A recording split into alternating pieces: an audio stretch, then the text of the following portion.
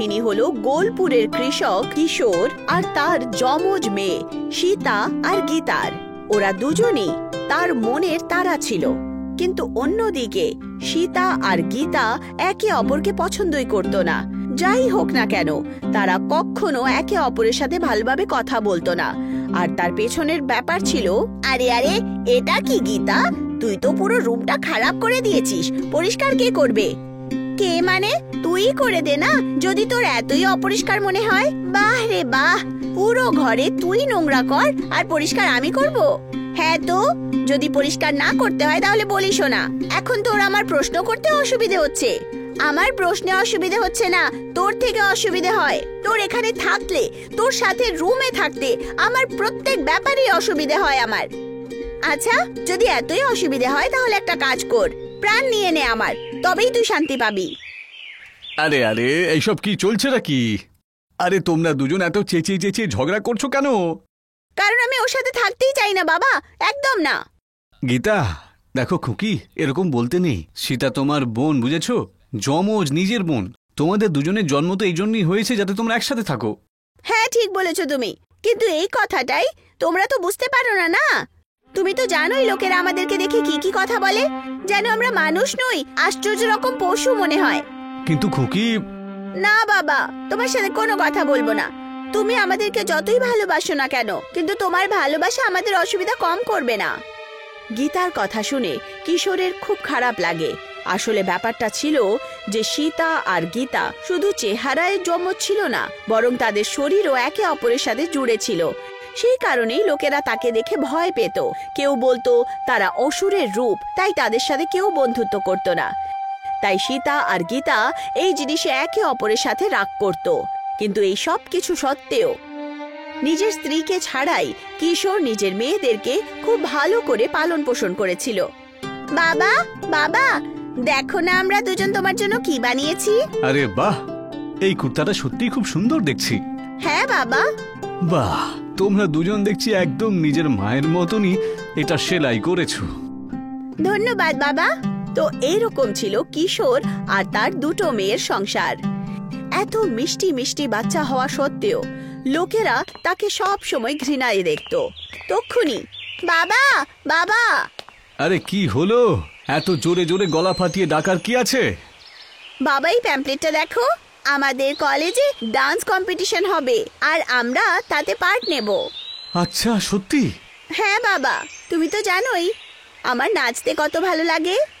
কিন্তু সীতার কি? আরে সীতার আবার কি, ও তো ডান্স করবে আমার সাথে। কেন, করবি তো? হ্যাঁ হ্যাঁ, কেন নয়। যাক, ভালোই হলো। এইভাবেই সব সময় তোমরা একে অপরের পাশে থেকো, ঠিক আছে? হ্যাঁ বাবা। অবশেষে সীতা আর গীতার মধ্যে ডান্স কম্পিটিশনের জন্যই বন্ধুত্ব তো হয়ে গেছিল। সীতা নাচ গানের শখ ছিল না, কিন্তু নিজের বোন গীতার জন্য সে অনেক কিছু করতে রাজি ছিল।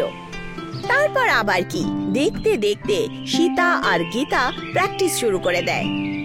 তো প্রথমে আমি তোকে এটা বলতে চাই যে আমি জানি তুমি এইসব ব্যাপারে একদম ইন্টারেস্টেড নও, কিন্তু তুমি আমার জন্য করছো, আমার খুশির জন্য, আর তার জন্য অনেক থ্যাংক ইউ।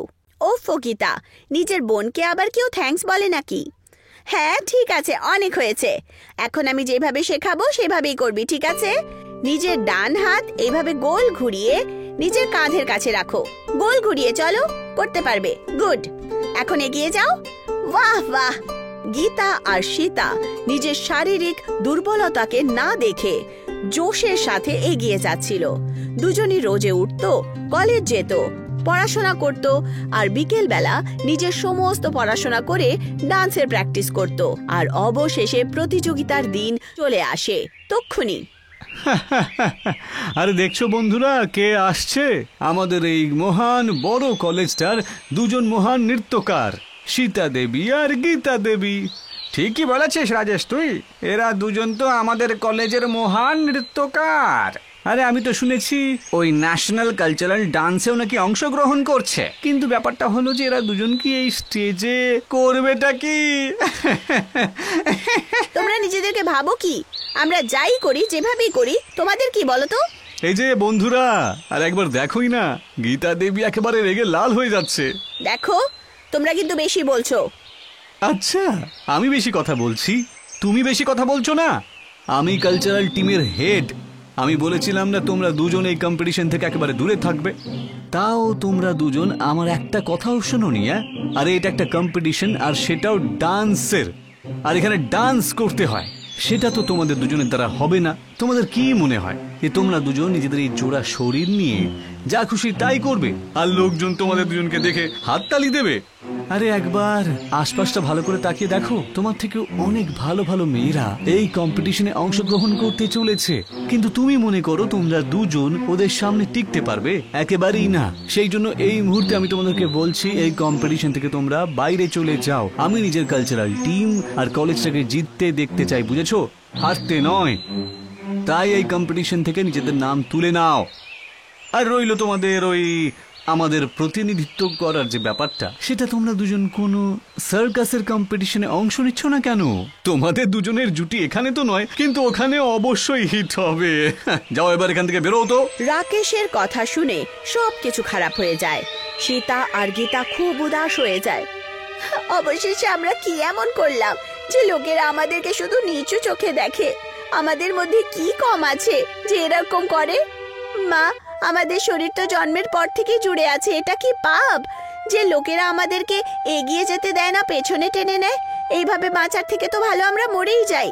আমরা দুজন এই জীবন থেকে এখন অস্থির হয়ে উঠেছি। সত্যি খুব বাজে। আমরা কোনো প্রতিযোগিতায় যাব না। আমাদের ব্যাস শান্তি চাই মা। বিচারী সীতা আর গীতা দুজনই নিজের জীবনে ক্লান্ত হয়ে গেছিল। তারা ঠিক করে নেয় যে তারা প্রতিযোগিতায় অংশ নেবে না। তাদের এই কথাটাই কিশোরও শুনে নেয়। নিজের মেয়েদেরকে এইভাবে হারতে দেখে কিশোর আর থাকতে পারে না। তক্ষুনি, কি বললে তোমরা দুজন? তোমরা কম্পিটিশন থেকে নিজেদের নাম তুলে নিচ্ছ? হ্যাঁ বাবা। না, তোমরা দুজন এরকম কিচ্ছু করবে না। কিন্তু বাবা, আমি কোনো কিছু শুনতে চাই না। আমি তোমাদের দুজনকে চিনি। এত সহজে তোমরা কখনোই হার মেনে নিতে পারো না। আর যদি তোমরা এটা করছো, এর পেছনে নিশ্চয়ই কোনো কারণ আছে। আর সেই কারণটা কি আমি খুব ভালো করে জানি, বুঝেছো? কিন্তু লোকেদের কারণে হার মেনে নেওয়াটা আমি তোমাদের দুজনকে কখনোই শেখাইনি তো। কিন্তু বাবা, রাকেশ তো ঠিকই বলেছিল, আমাদের দুজনকে স্টেজে কে দেখবে? আমাদের ট্যালেন্ট কেউ দেখবে না, বরং আমাদের উপহাস করবে। কিন্তু তোমরা দুজন কোনো রাকেশের কথা শুনে এই সিদ্ধান্তে কেন পৌঁছচ্ছ? দেখো, আমি এত কষ্টে চাষবাস করে তোমাদেরকে এই জন্য পড়াশোনা করাইনি যে তোমরা অন্য কারোর কথা শুনে নিয়ে নিজেদেরকে দোষারোপ করবে। না খুকি, এটা খুবই অন্যায়। রাকেশের কথা মতে এটা হয়তো হতে পারে যে তোমরা দুজন হেরে যাবে, লোকজন তোমাদের উপর হাসবে। তাহলে হাসতে দাও না লোকেদের উপর, ওদের তো কাজই ওটা। কিন্তু সেই সময় হারার পরেও তো তোমাদের কাছে একটা শান্তির বিষয় থাকবে যে তোমরা চেষ্টাটা অন্তত করেছো। তখনও লোকজন তোমার উপর হাসলেও তখনও তোমাদের দুজনের উপর তার কোনো প্রভাব পড়বে না। হ্যাঁ, ঠিক বলেছো বাবা তুমি। আমাদেরকে চেষ্টা করতে হবে, আমরা এইভাবে হারবো না। হ্যাঁ, একটা কথা সবসময় মনে রেখো তোমরা, সে কখনো হারে না যে অন্যদের থেকে পিছিয়ে থাকে, সেই হারে বরং যে অন্যের কথা শুনে নিজেকে পিছিয়ে রাখে সবসময়। কিশোরের কথা শুনে সীতা আর গীতা দুজনই একদম উৎসাহিত হয় আর উৎসাহের সাথে আবার তৈয়ারি শুরু করে। এখন প্রতিযোগিতায় অংশ নেয়। এমনিতে তো সীতা আর গীতার ডান্স ভালো ছিল, কিন্তু তারা দুজন জিততে পারলো না। কিন্তু এরপর তারা সাহস একদম হারলো না, বরং আজকে প্রথমবার তারা যখন আত্মবিশ্বাসের সাথে স্টেজে নাচছিল, লোকেরা যখন তালি বাজায় আর সিটি বাজায়, আজ প্রথমবার তারা তাদের উইকনেস হওয়া সত্ত্বেও লোকেদের থেকে প্রশংসা পেয়েছিল।